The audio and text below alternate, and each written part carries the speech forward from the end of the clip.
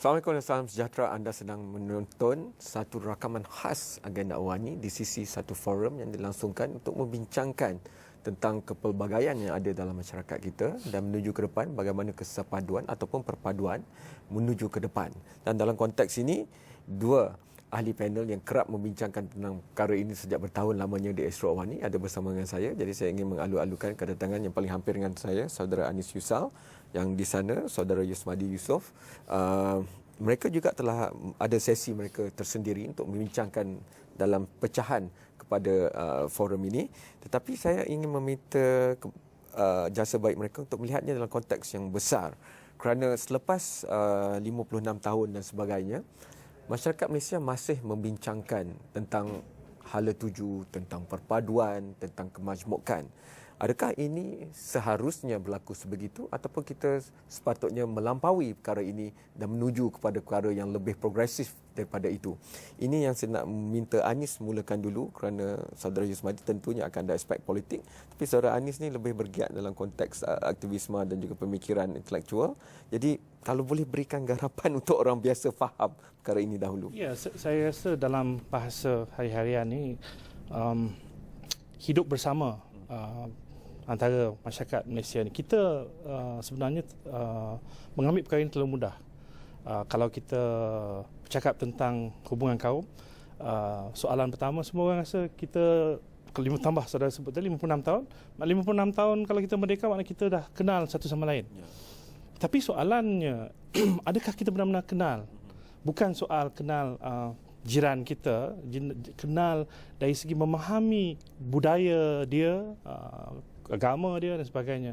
Malah kalau kita pergi lebih jauh lagi, pada saya rasa isu dia sekarang ni di Malaysia, kita sebenarnya dalam kumpulan kita sendiri, katalah dalam kaum Melayu, orang Melayu itu sendiri lupa bahawa Melayu yang diklasifikasikan dalam komplot Melayu itu ada apa nama, pelbagai. Ada Banjarnya, ada Bugisnya, ada Jawa dan sebagainya. Jadi saya merasakan benda ini memang kita dah bercakap berpuluh tahun sejak sebelum merdeka lagi, isu hidup bersama ni. Hidup bersama ni saya rasa yang penting, yang perlu kita tangani segera. Kerana ini sebenarnya jadi antitesis lah kalau saya katakan, sebab saya dah fikir lama sejak saya di kerja-kerja yang sebelum ni dalam development dan sebagainya, kenapa isu ini masih kita bercakapkan. Ada orang sebut tadi pada saya di pagi, kenapa kita masih ada conference atau ada forum tentang perkara ini, sedangkan kita patutnya dah lama selesai. Saya menjelaskan secara mudah, saya rasa benda ni kita perlu ingat, sebab kita ni as we move on, kita lupa keperbezaan kita. Kerana dalam menangani masalah kehadapan, kita kena mengakui kita berbeza. Kita tak boleh paksa orang untuk duduk bersama, berpegang tangan selalu. Tidak, sebab dari segi lumrahnya, kalau kita pergi mana-mana, kita akan cari orang yang kita kenal. Okay. Kalau tak ada orang yang kita kenal, kita akan cari orang yang ada mungkin rupa paras macam kita, bercakap bahasa kita. Lumrah, kita akan mencari kesamaan. Tapi bila kita dah bertemu kesamaan, mungkin kesamaan itu bukan lagi dalam konteks rupa paras atau bahasa. Kesamaan itu mungkin dari segi interest. Jadi ada tubuhnya interest group tentang isu tertentu. Jadi benda ini berterusan dan kita perlu terus bercakap. Tapi pada saya, bercakap saja pun tidak cukup. Okay. Sebab kalau cakap itu tidak dituruti dengan satu action plan yang menjurus kepada memperbaiki benda ini. Jadi hari ini saya rasa kami berdua dipertanggungjawabkanlah satu session untuk membincangkan bagaimana kita melihat peranan politik dalam menyatupadukan masyarakat. Jadi ada kekangan-kekangan yang masih wujud. Jadi kekangan ini perlu ditangani. Kita tidak boleh lagi hanya bercakap sebagai kekangan, tapi macam mana kita nak atasi. Kembali kepada soalan kamu tadi, saya rasa masyarakat di luar, semua pihak ini bukan hanya golongan tertentu. Ini adalah isu yang perlu terus dibincangkan di setiap peringkat masyarakat. Sebab ekspektasi masyarakat di setiap peringkat itu berbeza. Kita sekarang ni, saya rasa ramai yang merasakan seolah-olah Malaysia ni ada masalah dari segi perhubungan. Hanya melihat sebab kita didedahkan dengan apa yang ditulis. Dan apa yang ditulis itu sebab orang ada sebab-sebab yang orang menulis begitu.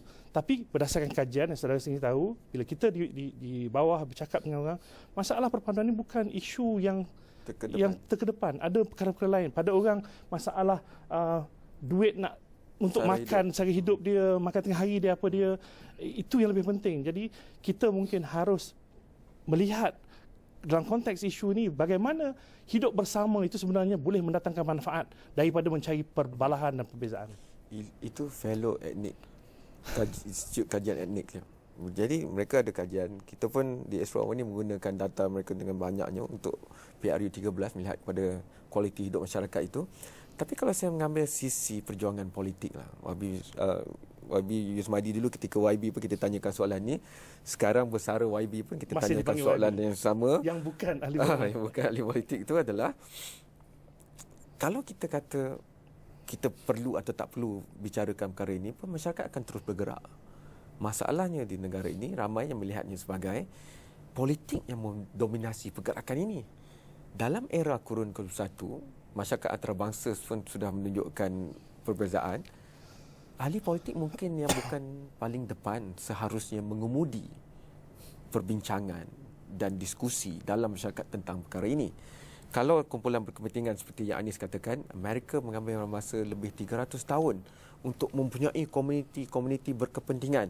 Setiap perkara mereka ada pelobinya. Kumpulan berkepentingan melihat pada standard dan skala piawai, ada kumpulan mereka tertentu. Kerajaan hanya mengambil peranan penimbang tara kadang-kalanya. Tapi di negara kita, dengan sejarah merdeka yang agak pendek berbanding dengan perkara itu, mungkin ini soal kematangan masyarakat, sistem dalam masyarakat dan sebagainya. Pandangan saya melihat bukan masalah kematangan. Saya mengandaikan kalau 56 tahun mereka, yang kematangan itu mesti ada. Tetapi yang tidak ada ini ialah keyakinan, lack of confidence. Kepada siapa? Kita, negara. Pemimpin, kalau dalam bentuk industri, kalau dalam bentuk semua sektor. Kenapa saya kata begitu? Apabila kita tidak boleh berbincang satu perkara yang bagi saya sepatutnya neutral, tidak ada masalah, tapi kita berbincang di dalam satu ekosistem yang seolah-olah bermasalah, seolah macam we are under siege mind. Contoh, untuk bincang mengenai unity, perpaduan, itu satu yang baik.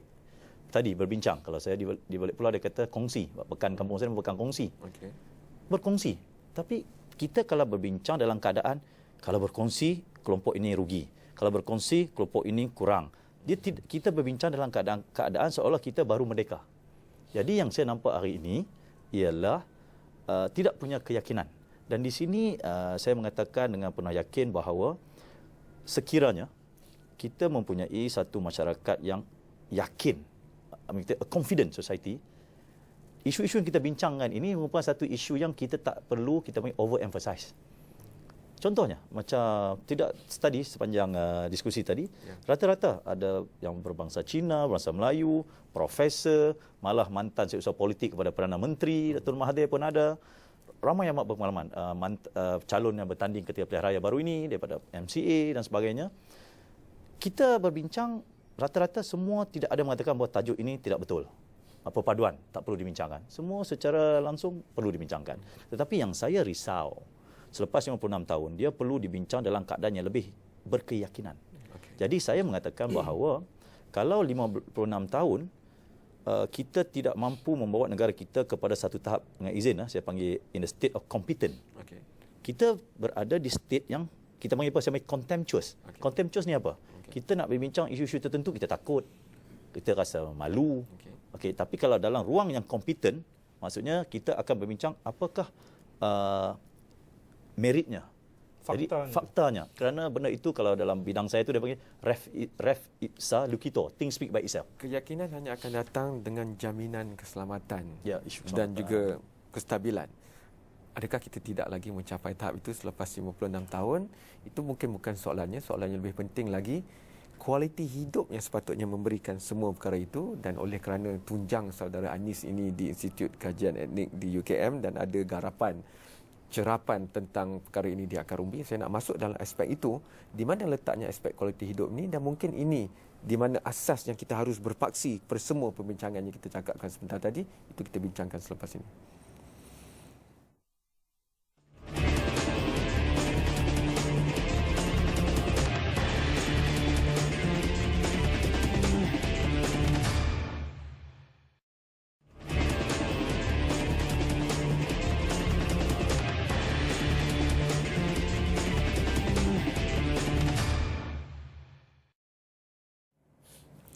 Terima kasih kerana masih menonton Agenda Awani yang dirakamkan khas di sisi forum oleh PIKOR dan juga ASLI tentang kemajmukan, kepelbagaian, kesepaduan sosial dan melihat ke depan.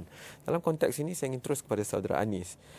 Kalau kualiti hidup itu menjadi fokus utama kita, tentunya isu tentang jaminan keselamatan hidup, jaminan saraan diri dan keluarga itu sudah termaktub di dalamnya.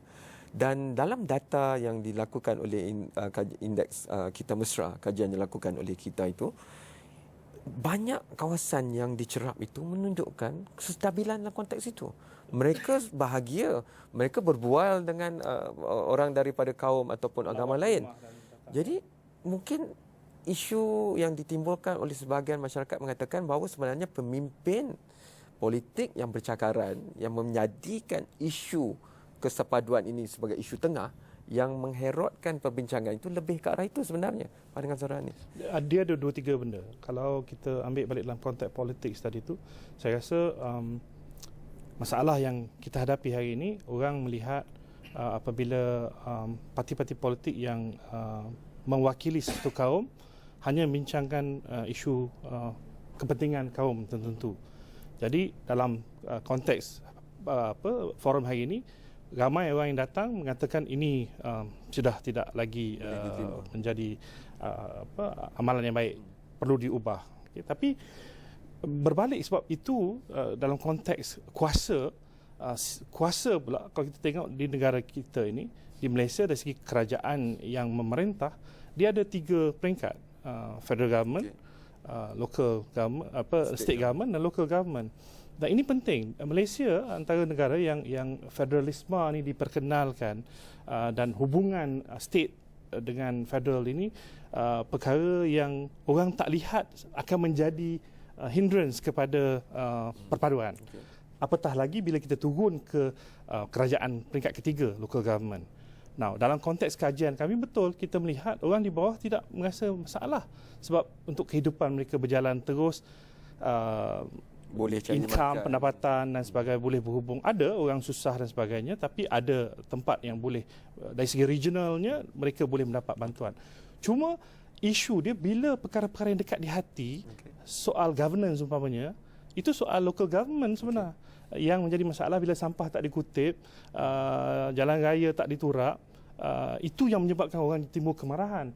Kualiti hidup dari segi sekolah untuk anak-anak, pusat kesihatan, itu yang federal government jaga mungkin tersusun, tapi benda-benda yang lain ini menjadi masalah.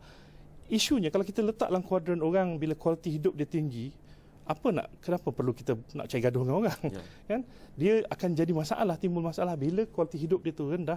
Maknanya at local government dia ada isu, challenge cabaran dia bila dia tak dapat air, tak ada, sampah tak dikutip. Jadi benda tu semua menyebabkan anak dia tak boleh pergi sekolah, rumah mahal. Benda-benda ini kalau tak ditangani, itu yang akan naik menjadi isu yang this is blame game lah. Dia menyalahkan orang ni tak buat. Jadi orang tu pula, kalau kebetulan orang yang pegang jawatan tu daripada kumpulan etnik tertentu, maka akan jadi isu racial. Sebenarnya tidak.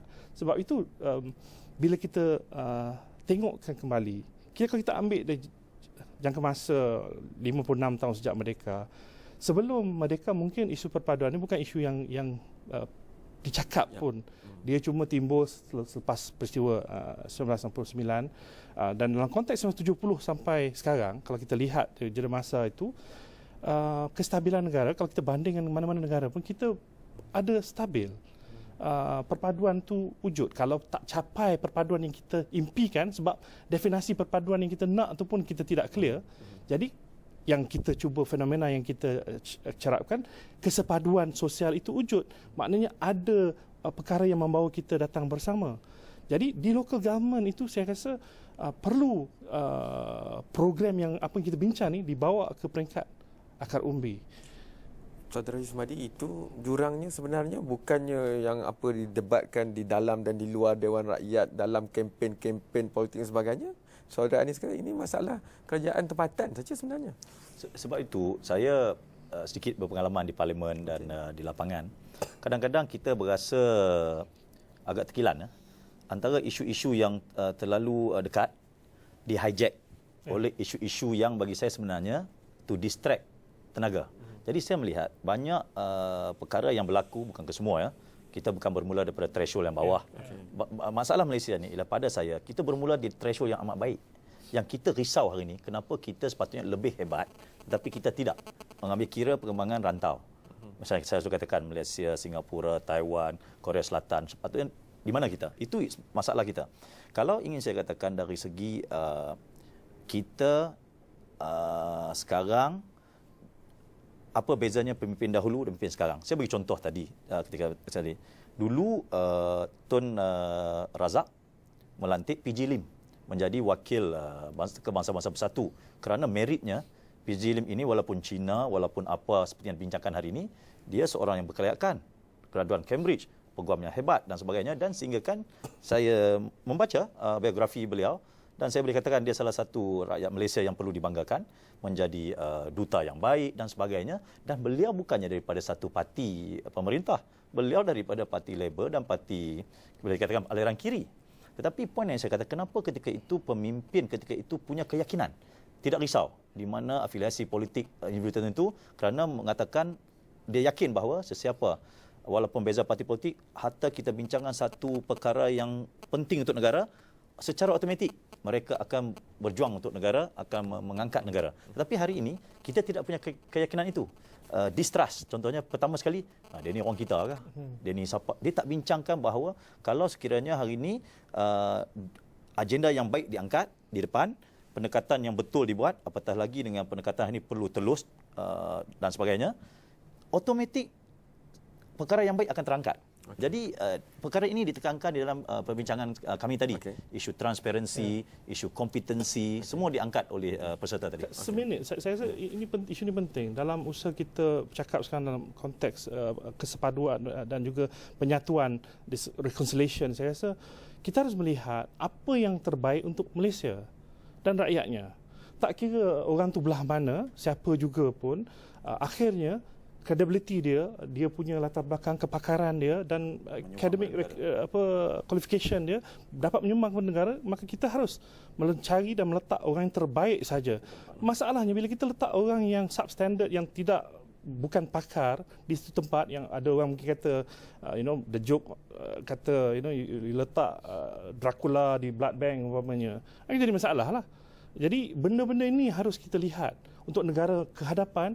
Perkara-perkara sebegini tidak boleh diambil mudah, harus dipikirkan yang terbaik untuk Malaysia. Kalau semua belah sini ke belah sana, belah mana pun, the endless possibilities, the new brand is for us to have the best of the best. Keterangkuman itu kita akan bincangkan dalam bahagian ketiga, kerana saya ingin meletakkan apa yang dicakapkan dalam blok kedua itu dengan apa yang berlaku di negara yang lebih maju, di Amerika dan juga di Eropah misalnya. Mereka juga dulu mewawarkan tentang perkara ini, ketelusan sistem urus takbir yang baik, meritokrasi diletakkan paling depan tanpa mengira latar belakang. Tapi di negara Jerman, malah negara Skandinavia juga, mula timbul perasaan kita melawan mereka. Walaupun mereka yang mereka lihat terasing tu sebenarnya warga negara mereka sendiri, tapi datangnya dari luar. Di Britain kita tahu ada masalah BNP dalam politik mereka, British Nationalist Party, dan umumnya kita tahu juga golongan yang berasal dari Turki di negara Jerman yang lebih 4 juta bilangan juga menghadapi masalah. Di negara Skandinavia pun semakin keluar politik yang berasaskan mewakili segmen kaum ataupun penduduk asal. Jadi jika negara yang lebih matang dalam membincangkan isu ini juga semakin menular dewasa ini perkara itu, bagaimana dengan kita di Malaysia? Itu kita bincangkan selepas ini.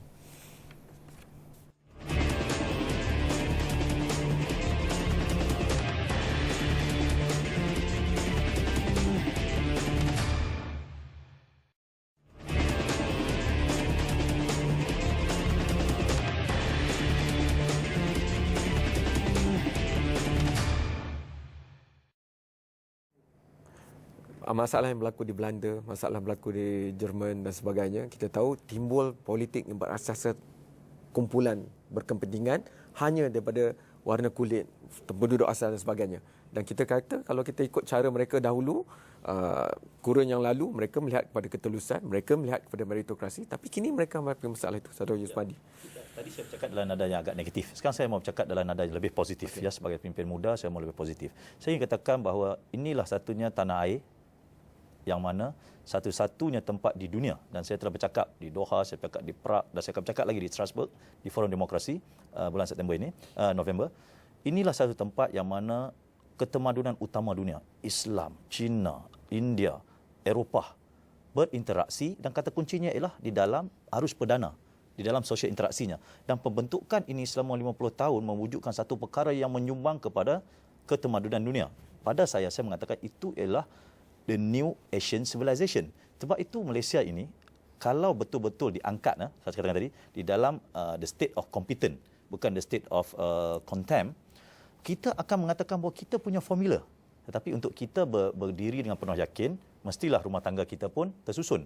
Tetapi yang ada hari ini ialah kita punya satu kekuatan yang bermula seawal Tunku Abdul Rahman, seperti dibahaskan tadi, dengan kekuatan membentuk satu perlembagaan yang menyatukan semua. Dan ingin saya katakan selaku pengamal undang-undang, perlembagaan Malaysia ini amat istimewa. Kalau saya berhujah secara orang yang belajar di luar negara, mana mungkin perkara agama menjadi perkara fundamental. Setengah orang mengatakan agama tidak punya peranan. Tetapi bagi kita, kekuatan satu pemimpin atau pembina negara ialah meletakkan tempat di dalam konteksnya. Jadi acuan kita bagi saya betul. Jadi bagi saya hari ini, isu imigran yang ditimbulkan, sepatutnya orang tu baru belajar mendepani kelompok populasi mereka macam di Jerman, di Perancis, tetapi kita daripada awal. Dan kita patut ingat di Amerika itu pun untuk JFK menggunakan ucapan we are the land of immigrants. Untuk seorang pemimpin dengan rasa penuh humility mengatakan saya pun juga imigran. Kenapa tidak ada antara saya dan kamu? Kalau saya di sini, seperti saya pernah perjuangkan di balik pulau dulu, isu squatters. Orang membincangkan balik pulau. Siapa datang dulu? Orang Melayu ke orang Cina? Sekarang isunya nak tinggal kat mana? Kita kena halau di kampung kita sendiri. Sekarang ni saya tengah berjuang isu kampung Tanjung Tok Kong. Kampung Melayu paling tua sekali di Pulau Pinang. Ada juga yang kelompok berbincang. Saya rasa, kini kita pembangunan. Saya kata, mana mungkin pembangunan yang akan memangsakan rakyat mereka sendiri? Kalau Pol Pot, kita panggil in the 21st century, dia adalah orang yang paling zalim kerana menghalau rakyat dia sendiri keluar di tempat dia. Kalau kita hari ini berdasarkan our own development policy, our own law, we evacuate our own people. What's the difference between us and Pol Pot? Okay. So but we must understand this. Okay, Anis. Saya tak mahu kita terlalu jauh daripada apa yang kita bincangkan ni. Saya kembali kepada pembangunan dan dari segi perpaduan. Kalau kita lihat di luar pun memang saya rasa proses pembangunan itu dia akan bermula, dan mereka yang di sana sejauh walaupun ada ketikanya kita merasa mereka adalah model untuk kita ikuti, dia juga akan masuk kembali kepada that circle yang mana masalah yang kita hadapi dan kita dah tunjukkan bahawa kita sebagai negara yang ada pelbagai kaum dah lebih awal. Sebab itu saya suka melihat dari segi polisinya yang berbezanya, mereka mungkin bercakap dari segi kehendak untuk menjadi negara yang terbaik, tapi kita dah melalui proses itu lama dulu. Dan yang berbezanya dalam kita hidup bersama ini, dalam menguruskan kesepaduan itu, pada saya rasa ini yang selalu kami di Institut Kajian Etnik bercakap, rakyat Malaysia ni rata-rata mungkin ada kemarahan yang tinggi mana pun, dia akan lebih hanya setakat bertikam lidah daripada dan tidak bertikam parang. Saya rasa itu penutup yang baik. Terima kasih kepada saudara Yusmadi dan juga saudara Anis, dan insya-Allah kita akan terus bincangkan perkara ini. Terima kasih kepada Piko dan Asli, dan anda boleh hantarkan pandangan anda sendiri, ada Instagram, Twitter dan Facebook, ataupun terus ke laman sesawang.astroawani.com. Jumpa lagi dalam episod yang lain pula. Sekian, selamat malam.